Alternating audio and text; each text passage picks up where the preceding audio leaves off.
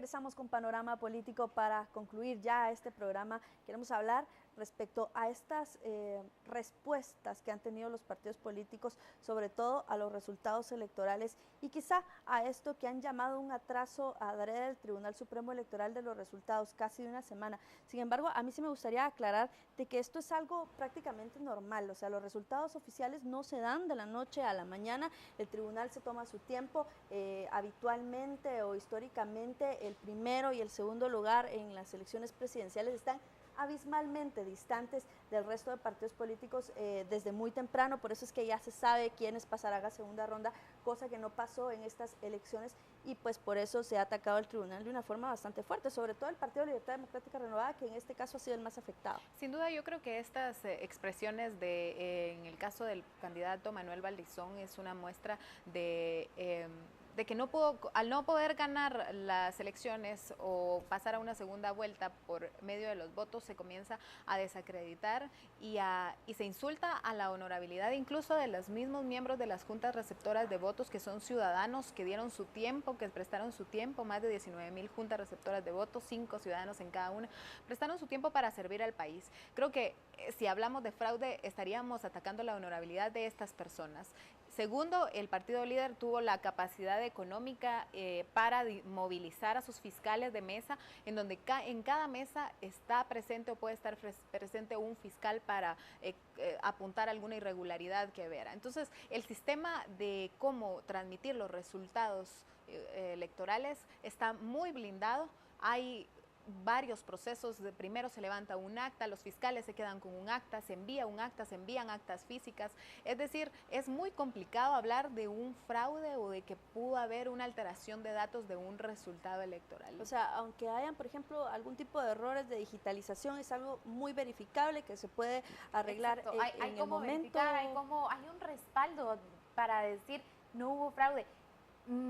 Efectivamente, las palabras de Manuel Valdizón ofenden, digamos, la honorabilidad de estas personas, pero sobre todo la legitimidad de este proceso.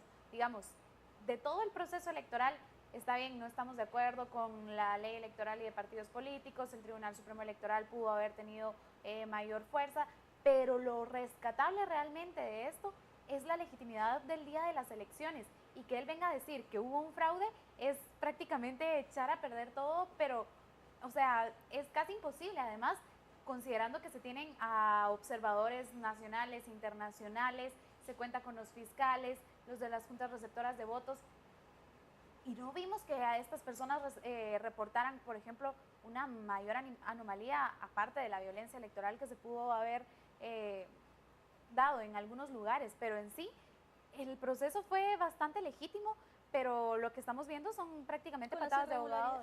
Con las irregularidades de siempre, porque yo muchas entiendo, denuncias. yo entiendo la posición de Manuel Valdizón, porque digamos, sus delegados le daban ciertos números, y al final se topa con que esos números no existen. Y hay un sentimiento fuerte de alguien me engañó, el doctor Valdizón, alguien lo engañó, pero no fueron los ciudadanos. No fue la gente que registró voto, que dio de su tiempo y que por cierto le contestó ya en las redes sociales con un número de mesa. Yo participé y yo no soy parte de ningún fraude. Yo cuidé mi voto, yo cuidé su voto. A usted lo engañó sus delegados, la gente del partido, al final de cuentas. Sus caciques, o sea, pobre, en realidad lo engañaron fuertemente. Él estaba, según sus números, en el primer lugar, en el 40, 50%, llamó a su gente a ganar en primera ronda, les dijo que ahí solo habían ganadores, y en efecto habían ganadores, lo que él no sabía es que el perdedor era él. Entonces, no se vale es deslegitimar un proceso que fue diseñado en los 80 para evitar los fraudes que vivimos en los 60 y en los 70, que los guatemaltecos empeñaran su día, empeñaran su esfuerzo para verificar que las urnas no fuesen violadas. ¿Problemas? Sí, sí hubo problemas, hubo quema de mesas, pero no llegan a más de 1000 mesas, de las 19,000 mesas que tenemos. Y hubo sobre todo este chantaje, esta coacción al voto por parte de los mismos partidos políticos, que eso es aún peor, porque se estuvo coaccionando a una persona a votar por determinado partido, se estuvo dando prebendas por tal de votar por determinado partido. Entonces eso creo que es lo más, eso es lo que más se tendría que criticarse, porque se estaba engañando finalmente o aprovechándose de alguna forma de la ignorancia. Exacto, es decir, si hubo falta de legitimidad en este proceso, pero no fraude, sino en algún momento se atentó contra la legitimidad, fue por parte de los mismos partidos políticos. Y algo que me llama mucho la atención es cuando, por ejemplo, al fiscal del partido líder, el diputado Carlos Milián, se le cuestiona, mire, pero si sus mismos fiscales tienen las actas, ¿por qué no entonces lo hacen? Firmaron las actas avalándolas. Las actas, exacto, entonces ¿por qué no? Pero es porque ellos están conscientes que ellos llevan la de perder, o sea, ellos tienen los números en donde ellos están viendo que están perdiendo, que perdieron.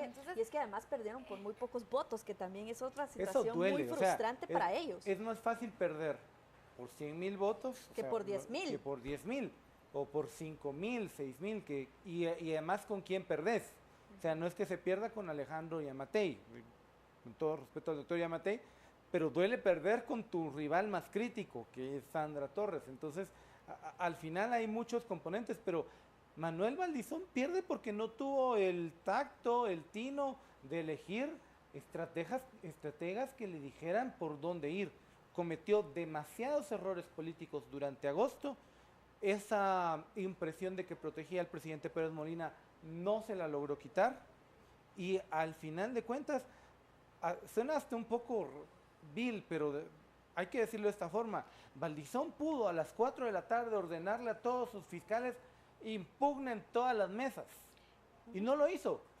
Se lenteó, se confió. Es que se sentía ganador, se sentía ganador. Sin duda, ¿verdad? Pero al final, las urnas le dijeron que él no era el ganador. Y sin duda quien no aprovechó más esto fue la candidata de la UNE, Sandra Torres. Sí. Tuvo la oportunidad también de aprovechar este rechazo y captar ese antivoto contra Valdizón, y tampoco vimos una estrategia.